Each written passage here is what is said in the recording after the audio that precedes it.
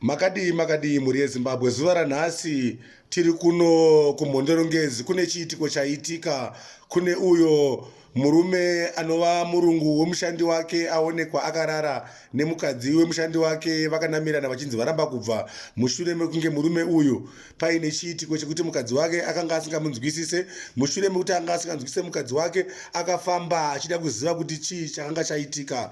Asi nekudaro azowana mukati memba yake muine murungu wake, ndiye anga arimo, anga akavata nemukadzi wake. Saka zvakawanda zvese tichanzwa zvizere kubva kumurume wacho kuti chii chaitika kuti azosangana nechiitiko ichi. Saka ndo zvinhu zvaitika, hama dzeZimbabwe. Tiri kuti zviitiko zvakadai hazvina kunaka. Saka ndo kwatiri panguva ino kuMhondorongezi, ndo kune chiitiko ichi chaitika. Tiri pamba pacho pane chiitiko chaitika ichi.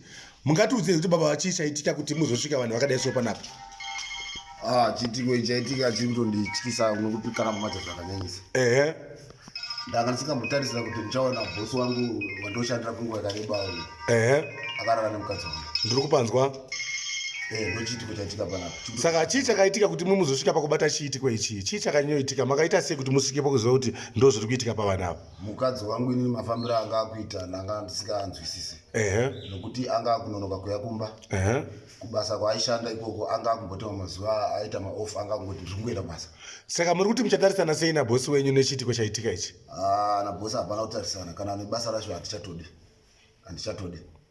Zvakanaka, tinotenda. Saka nekudaidza kwamaita pano, saka imi muri kuona kuti nemurungu wenyu muchazenge muchiwirirana pamusoro pechiitiko chakadai, muchaenderera mberi muri pabasa here kana kuti zvakutoita kuti musiye basa? Tiudzei tinzwe.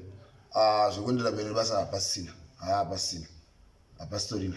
Hama dzinodiwa zvinosiritsa zvikuru sei. Ndio baba vacho vane chiitiko chaitika, vasangana nemudzimai wavo, zvakafamba nenzira yakadai. Saka makaenda kupi kuti muzosangana nechiitiko chakadai? Ndiani akakubatsira kuti muzoziva zvinhu izvi? Ndine imwe shamwari yangu yakandidhaireta kuzimuri. Akanditi enda unoona sekuru pasi patsemuka. Ndivo vakatondigadzirira chiitiko ichocho, vakati muzukuru, iwewe uchanozvibatira wega. Zvakanaka. Nzvimbo tozvibata ndega. Ore tichazokumbirawo pekupedzisira kana muchikwanisa kuzowanawo nhamba dzasekuru vavo, tichaziva kuti vanhu vazive chiitiko chakadai chaitika kuno kuti hazvina kumira nenzira yakanaka. Muri kuti ana amaiwo watasvika muri pano pachiitiko chakadai ichi?